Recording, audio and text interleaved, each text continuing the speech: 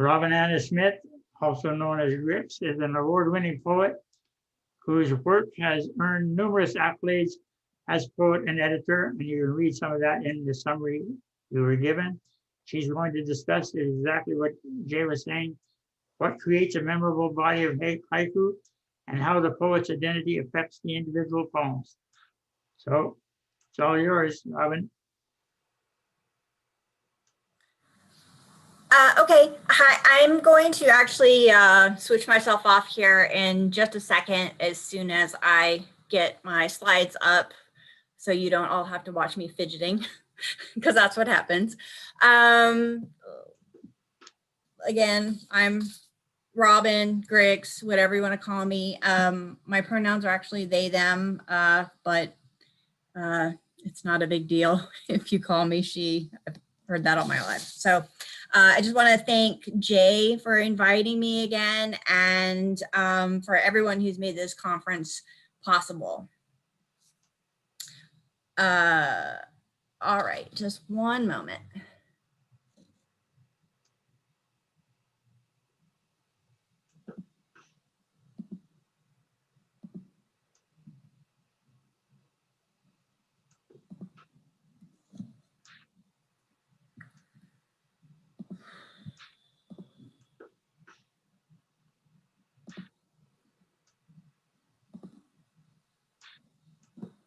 Okay, I hope everyone can see that.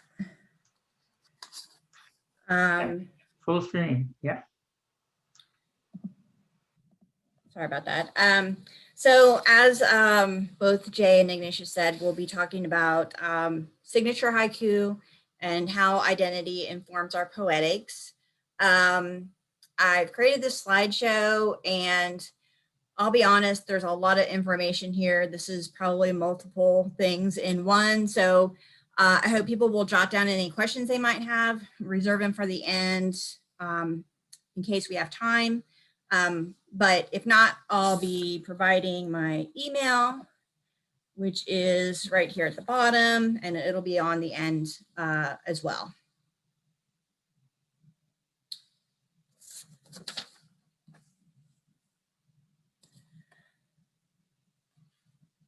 All right, I'm not going to go into my bio, but I just put it on here because a lot of people don't know who I am. I've spent more of my time editing in the past couple of years than I have writing, but there are a lot of people here that I have had the honor of publishing. I'm glad to see everyone here. Okay, so this is my abstract, which you read in the schedule. What creates a memorable body of haiku, and we don't usually hear a lot about identity in haiku, but we're just going to talk about how we can't really take our identity out of it. For the purpose of this talk, I'll be including both haiku and tenryu because many of the standout poems that we see, as Jay found in his study, include environmental nature as well as human nature. And some ride the line between the two to where they're nearly indistinguishable from one another. So just a little humor to start us off. What about the rules? Obviously we have different aesthetics and goals that we try to meet in haiku, but there are a lot of things that we see some people harping on as far as, can't include ego, must show universality, must be a haiku moment. And the reality is those are not always the case. Everything is very individual. So, as far as ego, we hear about a lot of people, don't want to see the I's, the my's, the me's in haiku. And certainly that's, it can be an issue, but the reality is Most personal pronouns used in haiku are a tool to reflect on an entire group. You know, you have to read the poem beyond the surface. We can't just assume that these are egocentric because of the single use of a word. It all depends on the manner in which they are used. Universality, it doesn't necessarily mean it applies to everyone. It can mean it applies to one society, class, or any other group. And given the international nature of English language haiku in the 21st century, where we have a convergence of different cultures, which all add to the richness of English language haiku in general, there can be innumerable universalities. It's not up to any one single group or individual to make the decision as to what is or isn't universal. And lastly, the so-called desk haiku. A lot of people have issue with this because it is considered to not be a haiku moment, which honestly is preposterous. It's also ableist as well. Many well-known and well-loved haiku poets have written from their beds. There's a large percentage of poets in our community who are disabled. We can't all go on a ginkgo. And we can't just discount the experiences of these people or people who simply prefer not to write in a particular way. Haiku moment is just one option. And obviously there are lots of rules that we can hit on, but I just wanted to talk about a few that apply to some of the things we're going to look at in this slideshow. So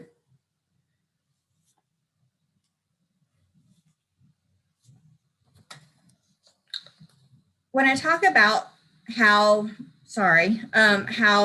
identity informs voice, I'm not referring to what has become known as identity poetics. And that is just where poems are only about one's identity and the poem reflects back on the poet. And I think this is what a lot of people are thinking about with the pronoun issue.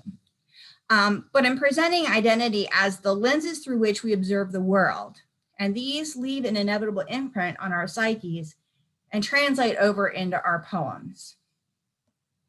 The life experience as lens applies to both the reader and the writer.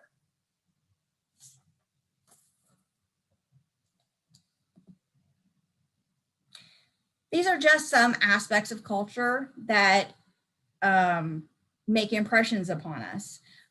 No two people in life have had the same experiences, even within families where demographics may be otherwise identical, because we all develop our own ideas, preferences, and interpretations of our surroundings. So whether we think we're filtering these out or we purposely write them into our poems, these perspectives and experiences affect how we see the world.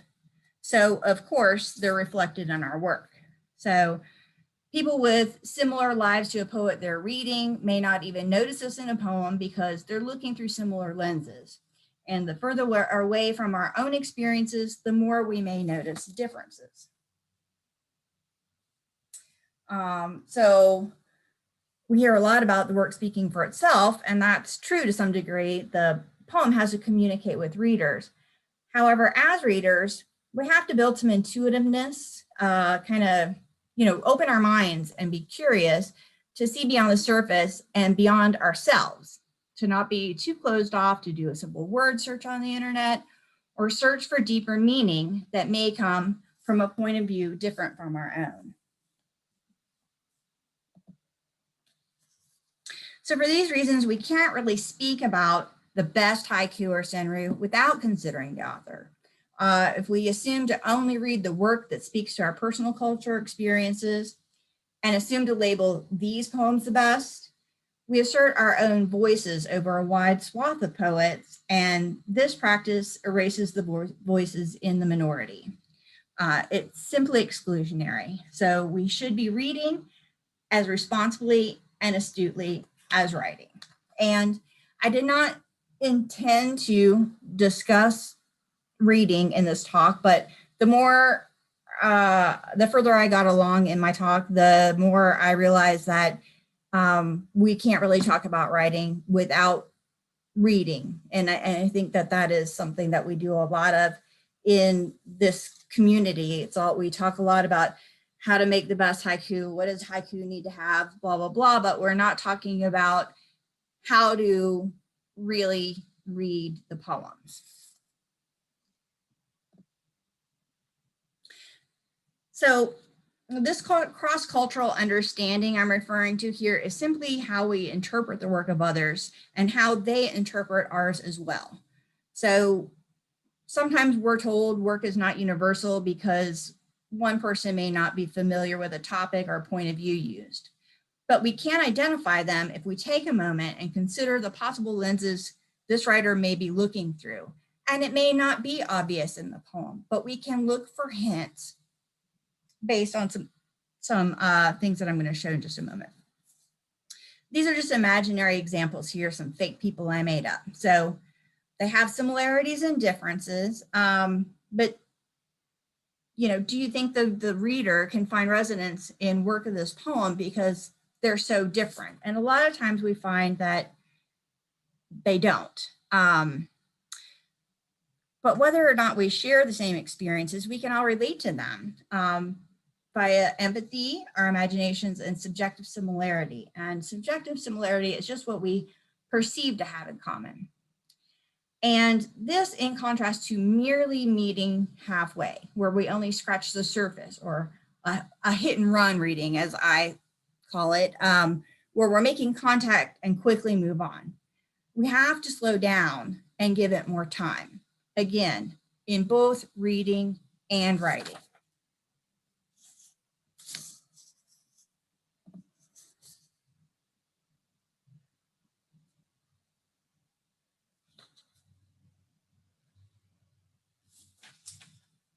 All right, oops, I forgot something. I'm sorry, I'm gonna go back to this real quick. So I wanted to just point out some ways that the empathy, imagination, and subjective similarity can help people cross over. For example, this reader doesn't have to be a wheelchair user to have an idea of what being in a wheelchair might be like, because most of us know someone who's a wheelchair user or who has had to use one at some time. The reader doesn't have to have the same profession as the writer to appreciate being exhausted after a long workday. Or if this poet writes about her relationship with God through nature, depending on the way the poem's written, the reader may not even know this person practices a different religion, but they can relate to the concept of faith. So if we read poems that reflect a difference from our own lives and assert, for example, the experiences of disabled folks, LGBTQIA folks, folks of different races, religions, and so on, from our own are not universal, we further cultural divides that other the people writing these poems, because they are indeed universal and we should be reflecting on them as such. And honestly, to neglect to do so is an inequitable action. So how do we read poems more openly in a way that we're more receptive to the lenses that different from our own? And how do we write poems in a way where we can relay unique experiences to others without watering down who we are? All right, now we're ready for this one. So this is a list of style identifiers that I've compiled, and these can be used both in writing our poems to create signatures and also in reading to be able to spot these in other people's work. Does this mean that none of these lists, because I'm going to go into each of these in detail, None of them are exhaustive. I mean, I'm sure people will look at this and they'll be able to think of things off the top of their heads, but this talk is only so long and there's only so much space. So I tried to hit on things that I could identify in the examples that we're going to show. And the style identifiers, again, are things that we can employ in our own work to help ground it in who we are as individuals. Now, of course, that isn't to say one can't have great poems just because they don't have a threading together of the poems in their body of work. But in order to create a signature, there has to be a sort of consistency between the poems. And sometimes people do initially have this in their work, but edit it out to kind of sanitize their poems because they think that they can't have, you know, these certain aspects of themselves in there. But in doing so, a lot of times they're robbing themselves of the opportunity to publish some of their best work. We should really be focusing on creating work that's more powerful, not more palatable.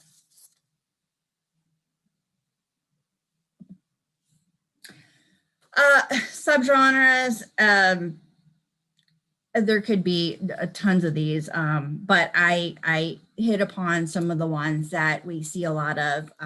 Found haiku, surrealist haiku, different types of historical haiku, sci-fi haiku, horror haiku, femku, as coined by Lori Minor, and a lot of people write in numerous subgenres and all of these different categories. It's not like people just pick one thing and that's all that they do. But a lot of times you can find groups of their poems and that fall within these. And when you're writing, you know, it's just like when you create a book, you want there to be something that's connecting all of those things together.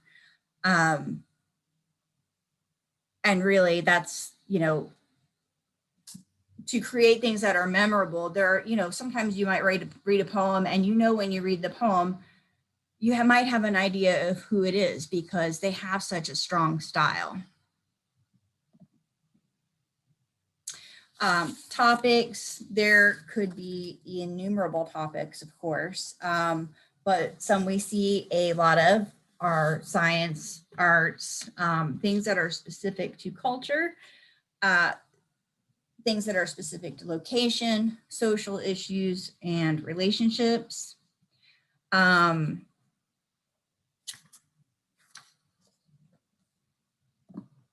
And form.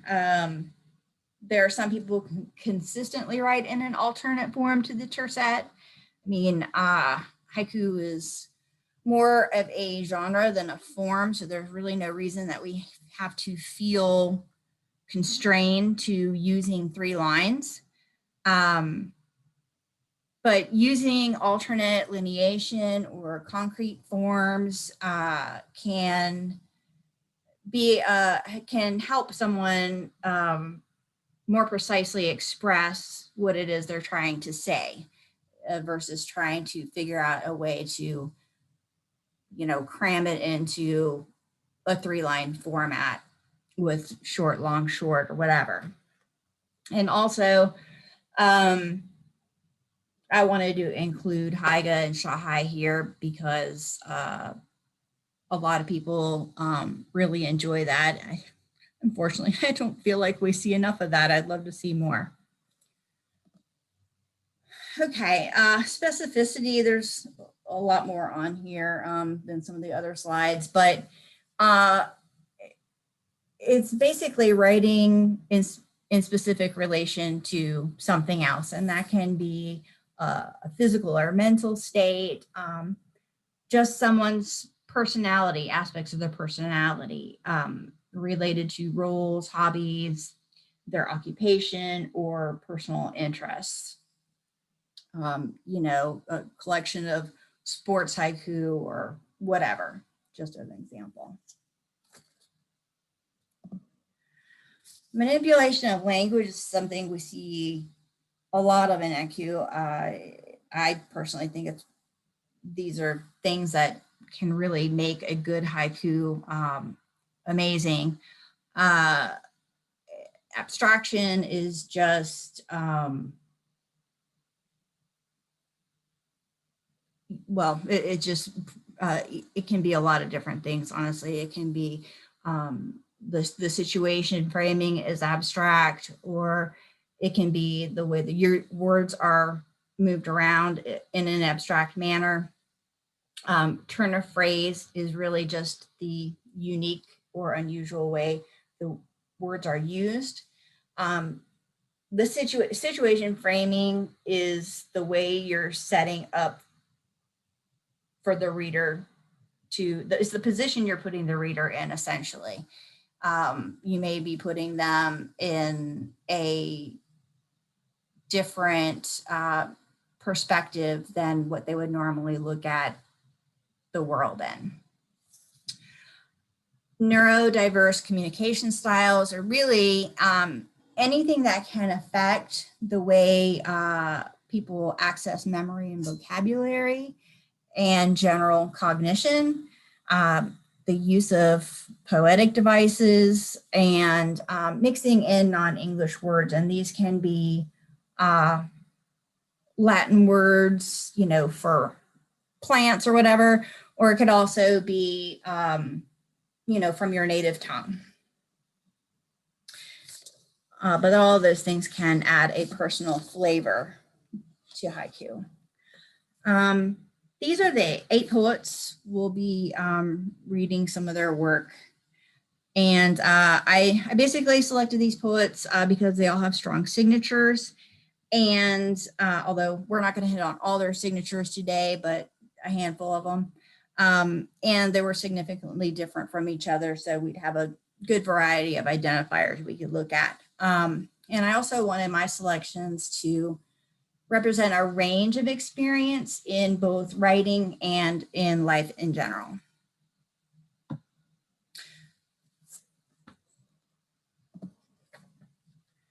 So our first poet we're going to look at is Hilsa Ashraf. And I'd like to have us think back to the previous slide where it's talking about the use of the pronouns not being egocentric necessarily. And let's read this first poem here, Patriarchal Shadow, Overstepping My Double Helix.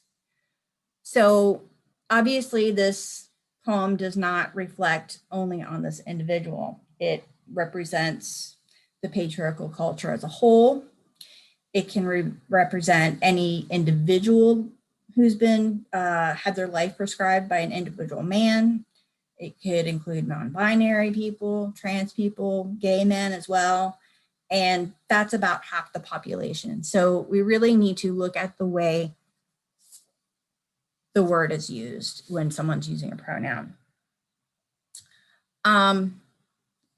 Now looking at her identifiers, which I've got listed under a picture.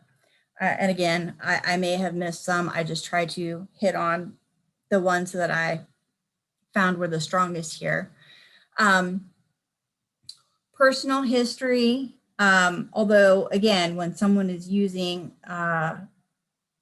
the pronouns, it doesn't necessarily mean it's them, but I'm including that because it has to do with the way it's read. Someone may read it as only being personal to her. There's a strong feminist undertone here. She hits on topics of mental health and some culture-specific topics. She uses alternate lineation on this poem over here, layer after layer after layer of black fog, delirium. She's used the line breaks and the space to really add another layer to, no pun intended, to what she's trying to say in the poem. And yes, it has 5 lines, and no, it's not a tanka. And let's see, poetic devices, just, you know, some alliteration and assonance here.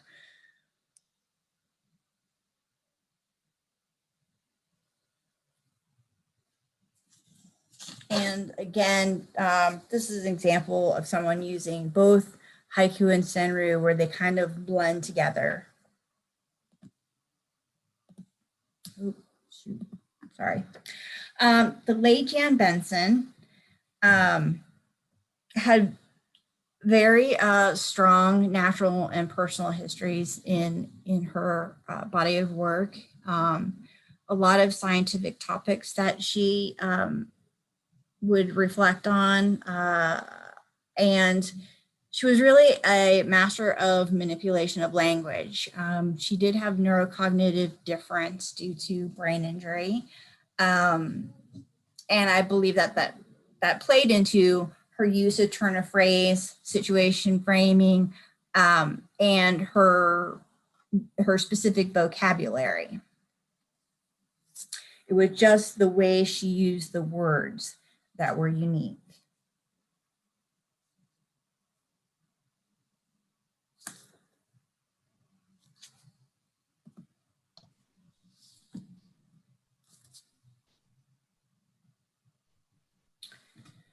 Next is Susan Burch, and on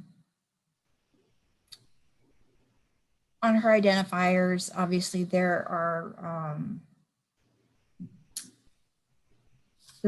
the topics, relationships are one thing. Sorry, I keep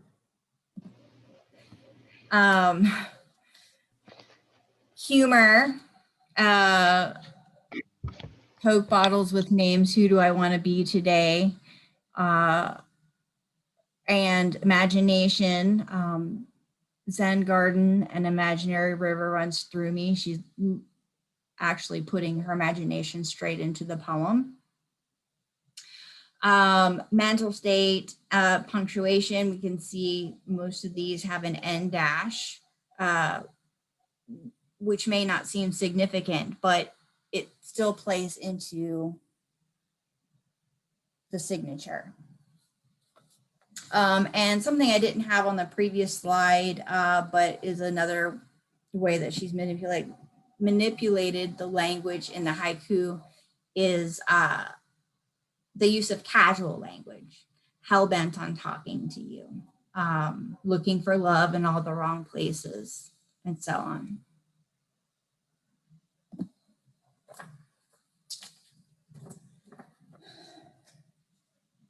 So again, like I said, I can't hit on every aspect of everyone's signatures here, but I just wanted to create some examples.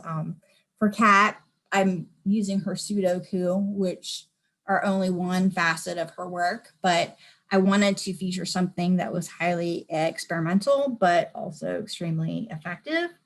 If you haven't seen these before, they're intended to be read vertically and horizontally, but a lot of people have also said they find poems diagonally, or also even like playing bingo, just selecting words and phrases just randomly around these boards. But if we look at the individual poems, we can still pick out the signatures. There's natural and personal histories here. Obviously, she's used her imagination because as we read edges of the night hours, zombies grazing. I don't think she experienced that in real life. And again, situation framing, abstraction.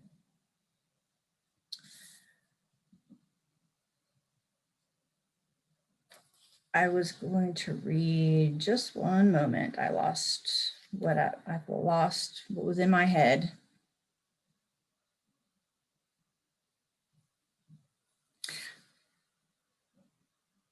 Also the precise use of language and punctuation.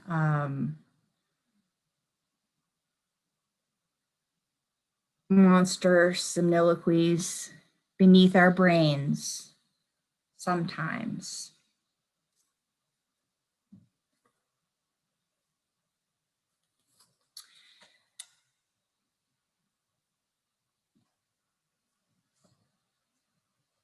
All right, I'm just going to give another minute here for people to try to find some more poems.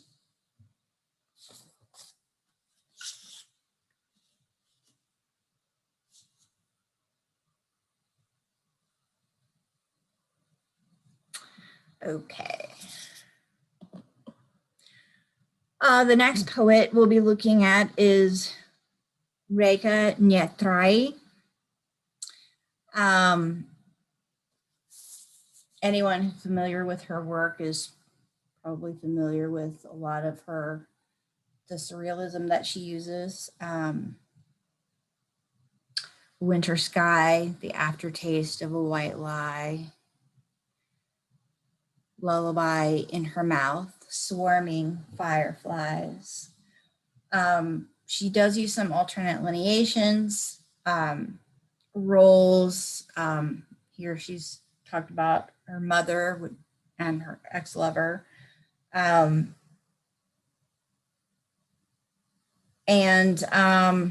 different types of manipulation of language.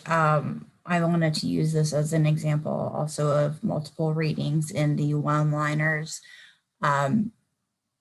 because they can have breaks in a variety of places, which is also another way to manipulate the poem.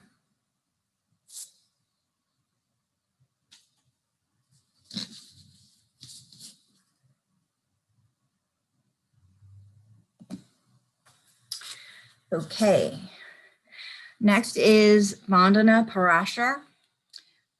She also kind of rides the line between haiku and senryu, almost blending them together. We can see personal history here, but she still uses a lot of nature images. Intra and interpersonal relationships here, reflecting inside and outside. Roles here as these examples, it's as a mother, her mental state, well, not necessarily her, obviously, the universality of this as writing for mothers or people who have experienced this, postpartum. The sky finally clears of last night's storm, reflection of a mental state. The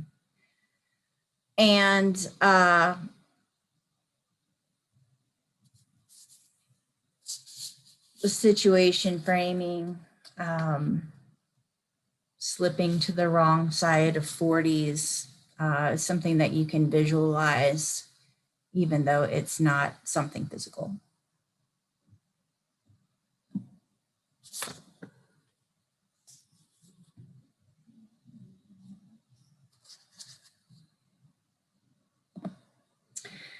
Next is Orrin Tyrell Prejéan, who also publishes under Matsukaze.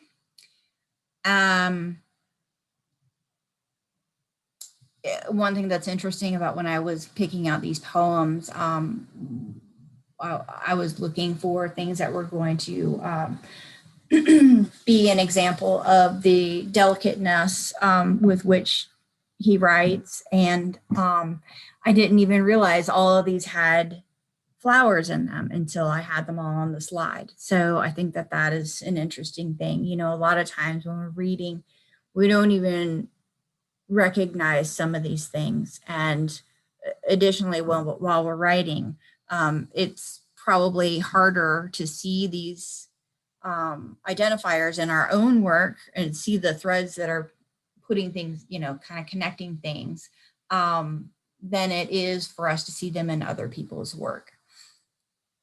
But as we can see, personal histories, obviously, I put societal, the collapsing city could be, depending on how you read it,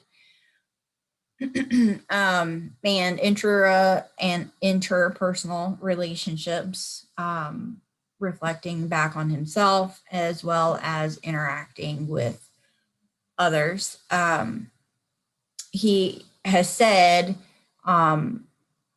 he writes all of this work person first. So even though we may read a lot of these as haiku, he considers them senryu, because the most important part of it to him is the human aspect. But again, as you know, as Jay was saying yesterday, that a lot of the poems that they found that they liked the best were in the contest or whatever, did have aspects of both of those married together. And a lot of times, I know in my own work and in trying to analyze the work of others as an editor, a lot of times it's hard to figure out which category they put these in, because senryu don't have to be funny. So I'll just give you a second to look at some of those before I go on. All right. Our last example is Shloka Shankar. Obviously, there's personal history in here, but again, these pronouns, I, is not necessarily her. It could be anyone. She does use a lot of musical references, references to grammatical terms. But really, to me, the strongest part of her work is her manipulation of the language. You know, the simulacrum of memory. I relapse into a coda. I shapeshift into a key inside the wall of winter. These are kind of things that when you read them, they feel familiar even though they're not. It's like deja vu or an earworm, something that gets down in your subconscious.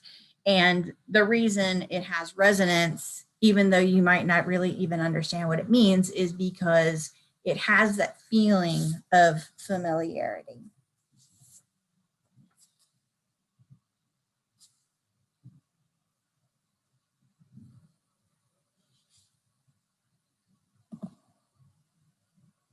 And I'm just showing one example of collaboration, because collaboration is another way to add more layers, crossing over of personal lenses to create deeper meaning or additional resonance.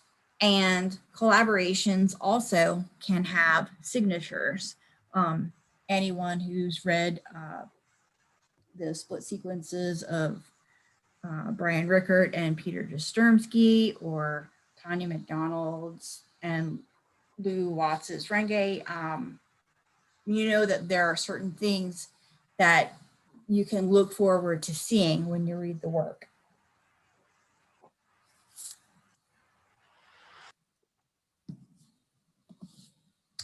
So going back to this slide, where we see the reader and the poet overlap, can you see any more potential for resonance here? You know, the choices people make when writing are inevitably influenced by their identities.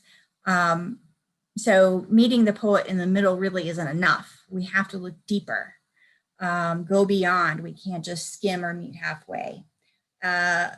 And in the middle, where the overlap is, the empathy, the imagination, the subjective similarity, these things are the glue that kind of hold all these lenses together, and allow the reader to be pulled into the poem and remain there long enough to look deeper.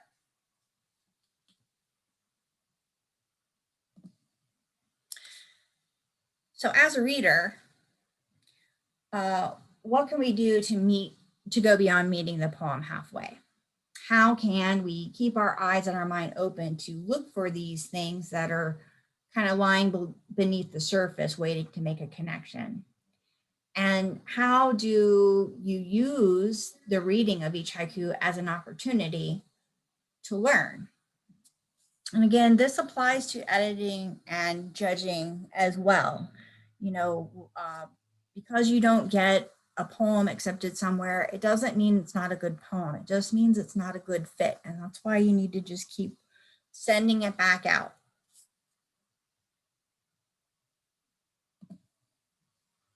And on the other side, as editors and judges, we have to be aware of our positions and make sure that we are reading deeply enough. As a writer, what can you bring to haiku or senri that no one else can because no one else is you? You know, we don't want to be all writing the same poem because there would be nothing interesting in that. Using the style identifiers, what do you think your personal signatures are? And what other identifiers can you spot that I didn't have space to put on here? And how can you use your background and personality to communicate in a unique manner, thus creating a memorable body of work? You know, where were you born? Did you grow up in a small town? What kind of jobs have you held? All of these things affect us.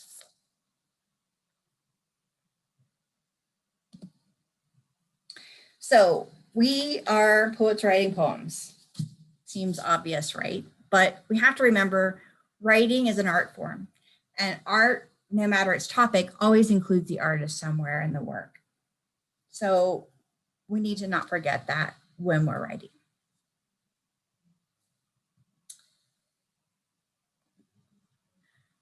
And that is it. I guess it's a good thing they went over a little bit because I went way too fast. But I want to thank everyone for attending. If you want to contact me with any questions, if you want a copy of the presentation, I think they might be putting it up on HSA. I'm also going to put it on my website. And I also wanted to share, because I don't think I mentioned at the beginning, our Trailblazer contest will be starting up in August, so it's not that far off. Definitely check it out. We have a great group of 10 judges for this.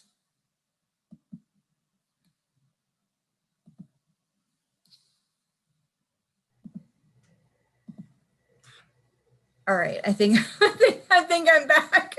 I can't figure out how to get, oh, there we go. There we go. Well, I had to put that over because it kept popping up with the people coming in. Well, thank you very much, Robin. That was wonderful. Lots of thank you. There. We have plenty of time if we have people that want to ask questions. I didn't notice any direct questions to you in the chats that they went by. If people have them, just you can either send it in or just let us know that they unmute themselves and ask you the question. Yeah, go for it. Question, I missed your website and I really want to find that. Oh, I'm so sorry. It is it's GRIX.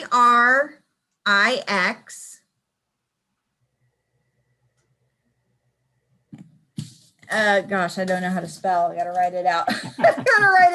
It's artistics, but it's an X. ARTISTIX.com. Thank you. This was really wonderful. Oh, thank you so much. I really appreciate it. Yeah. And I appreciate everyone showing up and listening to me. Thank you so much. And just a reminder, we are recording this so that shortly after the conference, it will be available as individual sessions on our YouTube website. Lots of food for thought. Thank you. Yeah. That was brilliant, GRIX. Amazing.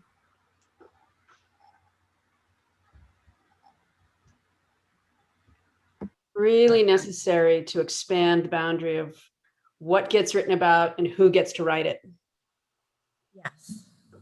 Yes. Thank you. Absolutely. Mhm. We have to work on editors too.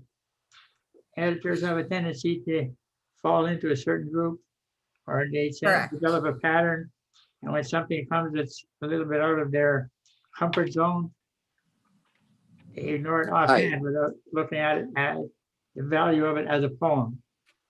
Correct. Agreed. Make us I uncomfortable. agree. Mm. Yes. Well, Just to be uncomfortable. as That's one of the just about- editors of Failed Haiku, I can tell you that I'm open for this and I have GRIX's back. Thank you. Thanks, Brian. I appreciate that. That's just about the best presentation I've heard in a really long time. That was tremendous. Thank you. Thank Thanks so you. much. I appreciate that. Outstanding. Thank you for Hi, enabling yeah. us.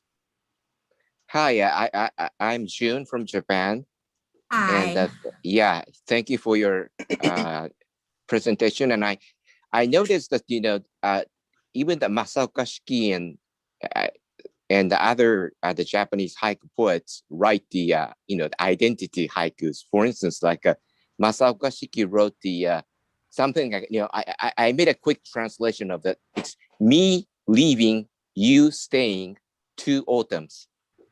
Correct. Yes. Mhm. Yes, and I So- think we forget that a lot.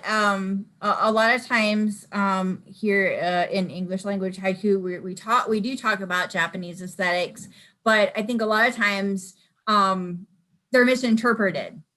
We forget about some of these poems that are written by a lot of the masters. Like I said, we have all of these collections of poems from Japanese writers on their sick beds, right? Well, they're Yes. not out, going for walks and Well, Masaoka Shiki was in bed for a Right. long time because due to Right. his illness. So yeah. So I think instead of, just focusing on instead of trying to hit all of these marks, really just writing more authentically, and then making sure it has the haiku feel versus ticking boxes sort of thing, the paint by number, and what I don't know. I don't know if I'm explaining myself very well. You are. Thanks, Margaret. Well, Issa comes to mind as well, and then also how Issa, developed as he went along, as his life experience kicked in. A lot of poems about losing his mother, at an early age, but then segueing into the loss of all his children and his father. I mean, he grew and developed that identity as he went along. Right, exactly. And I think that, we should all kind of be focusing on, not just trying to write the one individual best poem, but thinking about our entire body of work and once we become comfortable, pushing ourselves to go to the next step. Yeah. And figuring out what that step is on our, to ourselves based on our own experiences versus just something that is prescribed or someone on a Facebook group wants to Ignore Facebook. say that everyone has to have, sort of thing. I mean, honestly, I had that experience very early on in my own writing journey, and I was in those groups for a couple of months, and I'm just like, everyone was telling me I wasn't writing haiku, and well, they were wrong, but people coming to the community are very impressionable, and they do need to learn haiku basics, but we need to think of it less dogmatically, I guess. And I'm sorry, I'm looking at some of these comments. Can you please address Meg's? Do you have suggestions? Well, as far as how to analyze our own poems, I hoped that we'd be able to use the list of the the identifiers that I had in the presentation. And I will have this as a PDF on my website if anyone wants to download it. And I can also include my notes so people can see all the stuff that I didn't want to overload the slides, but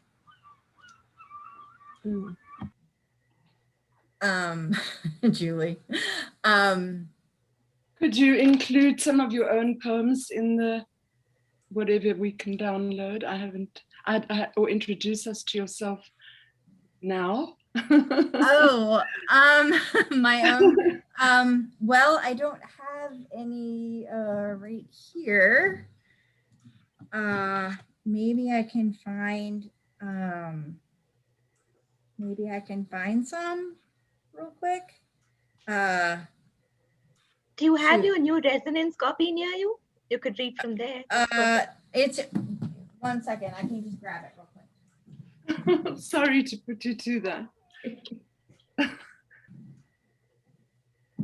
And New Resonance, actually, this is something they do to an extent. All of the people who are in New Resonance, they do kind of connect these threads between the poems to help you get to know the work of the authors.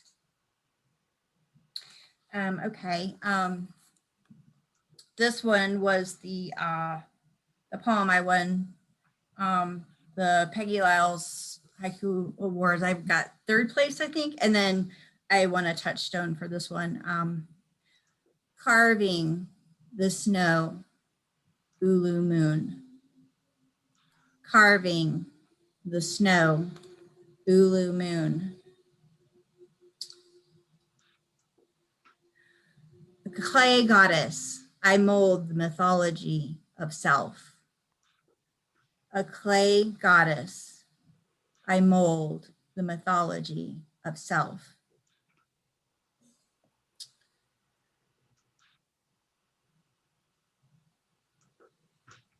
Rain seed, I feed words to the cloud. Rain seed, I feed words to the cloud.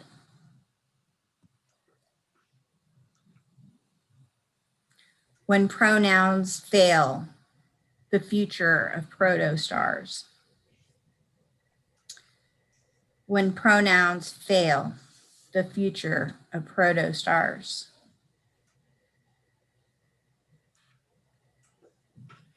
And I'll read one more. My lack of commitment, terminal schwa. My lack of commitment, terminal schwa. That's perfect.